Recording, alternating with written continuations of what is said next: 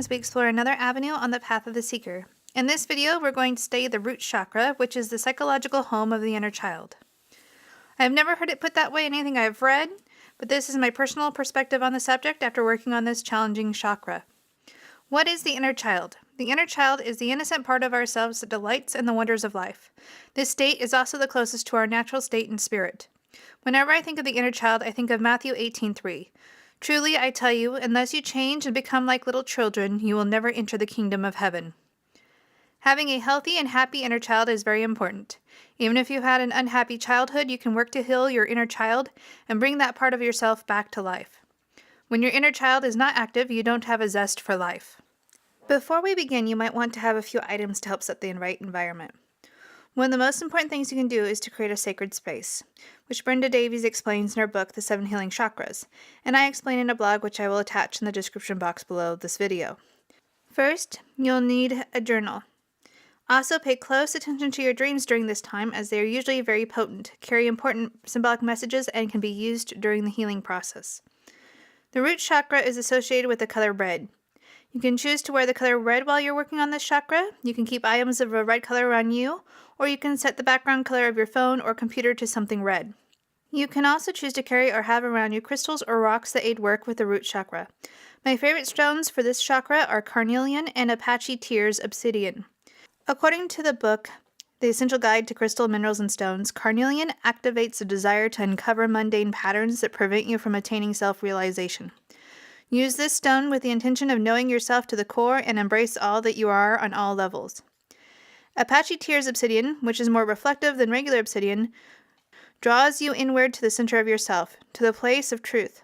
Black obsidian helps you dredge up emotions that are buried deep within yourself. You can also use scented candles, incense, or essential oils of lavender, sandalwood, and cedar. All three have a very relaxing and calming effect.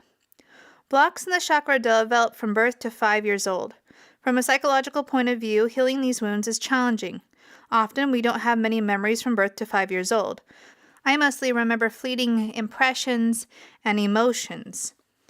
As a result, most of the psychological damage that occurs this early in our development goes straight into what Carl Jung called the shadow. Here is what psychoanalyst Carl Jung had to say. This confrontation with the shadow is the first test of courage on the inner way, a test sufficient to frighten off most people, for the meeting with ourselves belongs to the more unpleasant things that can be avoided so long as we can project everything negative into the environment. But if we are able to see our own shadow and can bear knowing about it, then a small part of the problem has already been solved. We have, at least, brought up the personal unconscious. The shadow is a living part of the personality, and therefore wants to live with it in some form. It cannot be argued out of existence or rationalized into harmlessness. This problem is exceedingly difficult, because it not only challenges the whole man, but reminds him at the same time of his helplessness and ineffectuality. Most people have a wounded inner child, but they feel too vulnerable or they have too much denial to admit it. Some people spend their entire life running away from their own shadow or inner child. Too often, young parents have an overreaction to a child's behavior. And the developing psyche of a child can over-exaggerate or greatly misinterpret a parent's behavior. All the emotions for those experiences go into the shadow because, for survival, a child can't hate the parent upon whom they are dependent. Children disown any trait within themselves that they perceive as unwanted by their parents. They also push away any unpleasant facts about their parents, and those memories go into the psychological shadow. The more a child represses, the bigger the shadow, which continues to grow even into adulthood, becomes. The shadow continues to exist, and we add to it until it's integrated through a process of acceptance. If not, the shadow can actually take over us. A greatly exaggerated version of a shadow entity taking over a person in a movie recently is the movie Split. I think it's clear how Maslow's physiological level of the hierarchy of needs ties into the root chakra. It's because when we are from the ages of 1 to 5 that we are completely dependent upon our parents for our physiological needs. When those needs are not met as a child, it leaves a long-lasting impression on the individual. The root chakra governs the following areas: the ovaries, female, or testes, male, the will to live.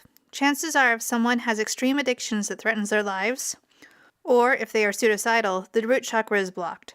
People who have strong will to live, especially if diagnosed with a life-threatening disease, who keeps beating the odds, usually has a very active, healthy root chakra. Security. If someone feels as though they are never safe, it can indicate a blocked root chakra. Feeling safe even amid chaos, such as first responders, indicates a healthy root chakra. Attachment to the material world. Those who have a blocked root chakra may become hoarders. The attachment and collection of material objects can aid them in feeling more secure and gives them something solid to prove their worth. Those who have a healthy root chakra see material objects as a means to an end and easily get rid of things they have outgrown or do not need. A sense of connection. People who have a hard time relating to others and forming deep, authentic relationships tend to have a blocked root chakra. Those who have numerous deep, authentic relationships have a robust, healthy root chakra. The ability to play. When was the last time you did something just for the pure enjoyment of the experience? Can you think of the last time you did an activity just for the sheer joy of it? Do you remember how time seemed to cease to exist when you engaged in that activity? If you have trouble finding the time to just play, whether it's cooking for fun, playing an instrument for fun, or using an adult coloring book, you probably have a root chakra block. Our inner child has to play to feel fulfilled, and people with a healthy root chakra make it a priority to take time out to play, although some might call it unwinding. There are many methods that can help you integrate elements of the shadow that were cast out from the wounded inner child.